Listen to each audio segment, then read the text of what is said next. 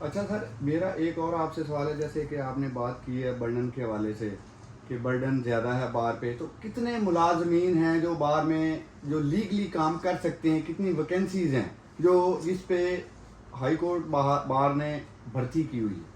میں سمجھتا ہوں کہ ہائی کورٹ بار کے اوپر جو اوور برڈن ہے نا، سب سے زیادہ وہ امپلائز کا ہے. اس کی ریزن یہ ہے کہ تقریباً ہمارے پاس 20 جو ہے نا وہ سیٹس اویلیبل ہیں 20 امپلائز کی. اچھا تو لیکن جو اس وقت میرے ٹینور میں جب میں نے اس کو چیک کیا تو 20 کی بجائے مور دین 100 جو ہے نا وہ امپلائز اس میں جو ہے نا وہ ایڈجسٹ کیے ہوئے ہیں.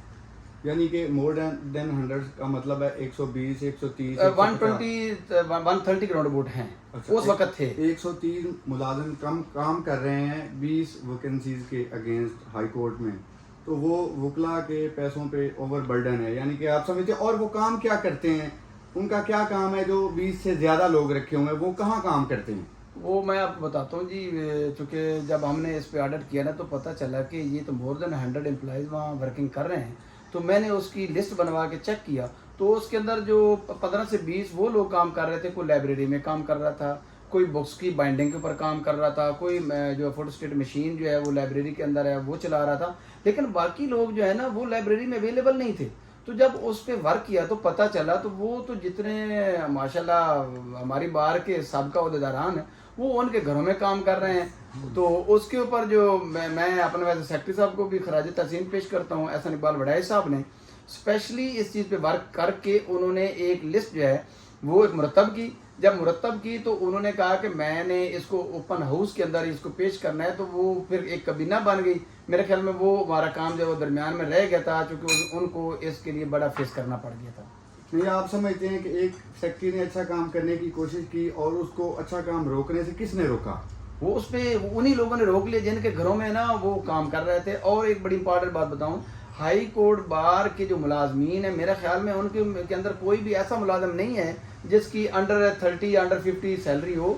اور بلکہ ایسے بھی لوگ ہیں جن کی لاکھ سے بھی اوپر سیلری ہے. اچھا، 1 لاکھ سے اوپر سیلری ہے. اور بار پھر یہ کہہ رہی ہے کہ ہمارے پاس جو ہے سورس نہیں ہے اور جا کے ہمیں اداروں سے جو ہے گورنمنٹ سے پیسے مانگنے پڑتے ہیں. تو یہ جو آپ کے مطابق بھی اگر بات کریں تو 100 کے لگ بھگ لوگ جو ہیں وہ ایڈیشنل برڈن ہے. تو یہ تو بہت بڑی اماؤنٹ بن جاتی ہے جو بار کو پے کرنا پڑتی ہے. اور اس لیے پے کرنا پڑ رہی ہے کہ وہ ملازم جو ہیں وہ سابقہ اداروں کے گھروں میں کام کر رہے ہیں. یہ تو بہت بڑا انکشاف ہے بات کے حوالے سے. چھوٹا سا اور ایک سوال ہے، آپ نے بڑی اچھے طریقے سے لوگوں کو بتایا کہ اس طرح اوور برڈن ہے بار کے اوپر.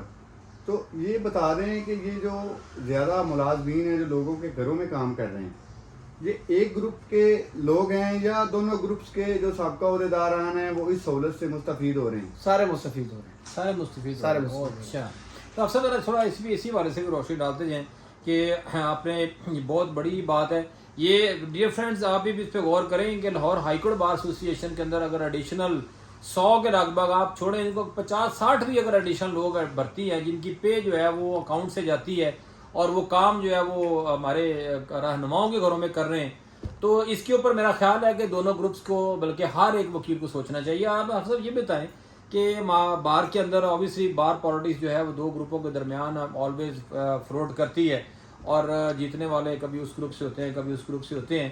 تو یہ جو سارے معاملات ہیں ان کا علم جو ہے ان کے بڑوں کو نہیں ہے کہ یہ بار کے اندر یہ ایڈیشنل برڈنز پڑے ہوئے ہیں تو ان کو ہم ریموو کریں. اور بار کے اداروں کے اوپر لوگ آتے ہیں تو ان کے علم میں یہ بات نہیں ہے کہ یہ برڈن بالکل ان سب کے علم میں ہے. یہ کوئی جو بات چھپی بات نہیں ہے عباس صاحب، یہ پتہ بالکل ان سب کے علم میں ہے.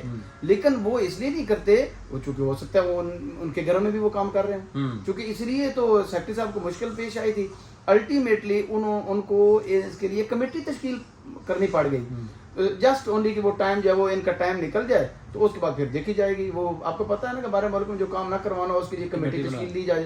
تو وہ ایک نا کمیٹی جو ہے سابقہ 5 عہدیداران جو پریزیڈنٹ سابقہ تھے ان کے اوپر ایک کمیٹی تشکیل دے دی گئی تھی اور آج تک جو ہے وہ کمیٹی اس کو کام کو بس وہ آپ کو پتہ ہے اسی میں پڑا. اچھا، اس میں ایک اور گزارش ہے میری، آپ لوگوں کو بتائیں ہم عام وکیل کو کہ اگر کل کو آپ الیکشن لڑتے ہیں تو یہ جو اوور برڈنگ کا ایشو ہے، اوور برڈن جو زیادہ ملازمین رکھے گئے ہیں اپنے ذاتی کام کاج کے لیے، آپ وعدہ کرتے ہیں وکلا کے سامنے کہ آپ کو موقع ملے تو آپ یہ جو بار کا ایکسٹرا خرچہ ہے یہ بچائیں گے؟ آپ لوگوں کو بتائیں اور وعدہ کر کے جائیں تو پھر ہم آپ کے ساتھ ہوں گے انشاءاللہ تعالیٰ اس اچھے کام.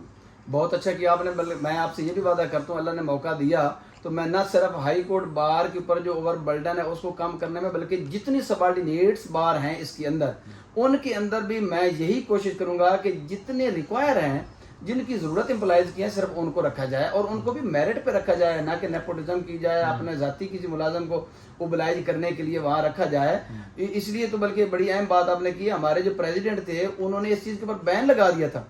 हमारे टेन्योर में नॉट अ सिंगल एम्प्लॉय की अपॉइंटमेंट हुई थी। तो मैं ये वादा करता हूँ कि जो बार के एक्स्ट्रा अखराजात हैं उनको मिनिमाइज करने में, और बार की वेलफेयर उस वक्त तक नहीं हो सकती जब तक आप एक्स्ट्रा उन मुलाजमीन को नहीं निकालते हैं जिनकी जरूरत ही नहीं है।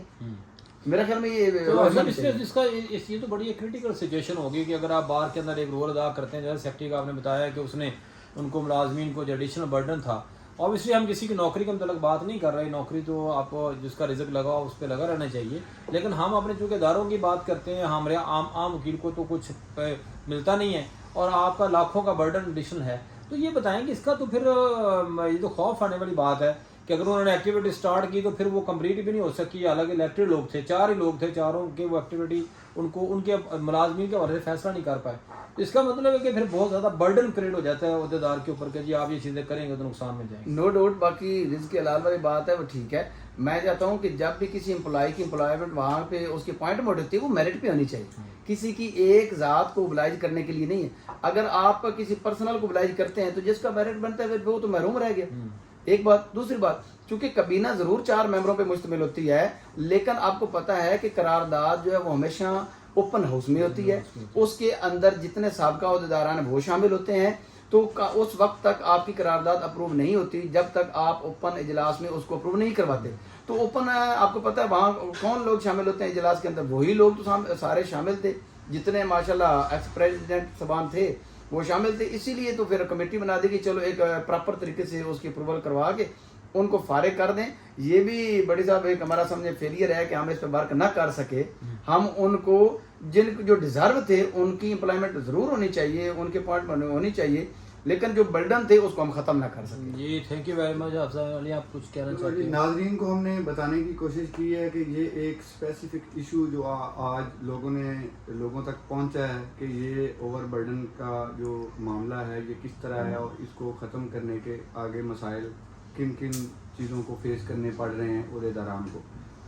मेरे ख्याल में ये जो अहदेदारान भी शायद स्टेप ले लेते, लेकिन फ्यूचर में जो कि पॉलिटिक्स करनी होती है और हमारे जो दोस्त हैं वो उनकी एफिलिएशन है बड़े बड़े लोगों से जो समझते हैं कि उनके कहने पे वोट देते हैं, तो इस वजह से भी हमारे इशू सॉल्व नहीं हो रही।